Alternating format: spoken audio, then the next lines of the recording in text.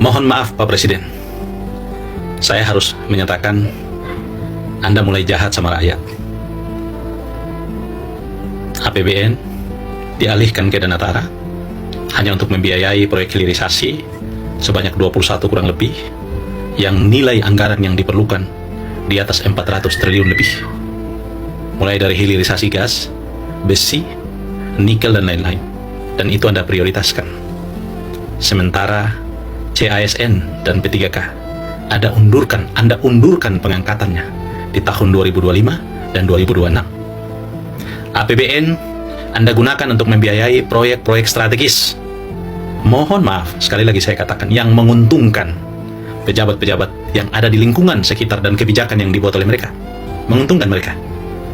Bisa jadi Anda pun diuntungkan Pak Presiden. Sementara kepentingan kurang lebih 2 juta rakyat Indonesia yang menanti nasibnya diangkat sebagai CASN dan P3K, Anda pending. Saya harus mengatakan Anda jahat Pak Presiden. Saya berharap, sekali lagi saya berharap Bapak menjadi presiden yang baik buat Indonesia. Sudah cukup 10 tahun Pak Jokowi memberi contoh presiden yang buruk sepanjang sejarah kepemimpinan di Indonesia. Karena itu saya berharap Anda bisa menjadi presiden yang baik. Betapa sadisnya kebijakan ini. Karena kenapa? Skema pembiayaan Danatara yang semula uang rakyat, uang APBN, sudah tidak lagi menjadi uang APBN, dan Anda gunakan untuk membiayai hilirisasi. Semestinya Pak Presiden, proyek hilirisasi ini gunakan saja skema pembiayaan swasta dan libatkan investasi asing. Biarkan APBN bekerja dan membiayai kepentingan rakyat, Pak Presiden. Kita tidak mendesak kok.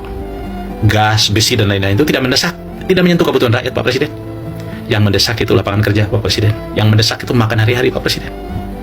Yang mendesak itu kesehatan gratis, Pak Presiden. Yang mendesak itu pendidikan gratis, Pak Presiden. Yang mendesak itu putaran ekonomi, Pak Presiden, agar daya beli masyarakat meningkat, Pak Presiden.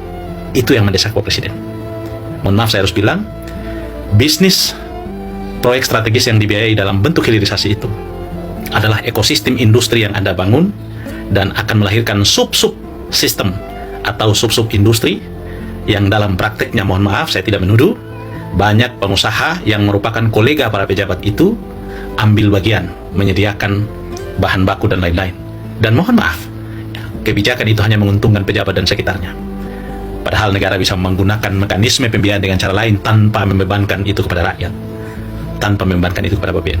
Sayangnya APBN yang tadinya masuk dalam keuangan negara sudah Anda pindahkan ke Danatara dan kemudian membiayai hilirisasi. Pertanyaan saya kalau mangkrak, siapa yang tanggung jawab Pak Presiden?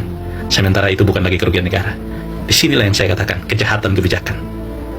Kita mau seperti apa Pak Presiden? Saya berharap Bapak Presiden bisa menyadari ini dan mengevaluasi kebijakannya untuk perbaikan Indonesia ke depan, Pak Presiden.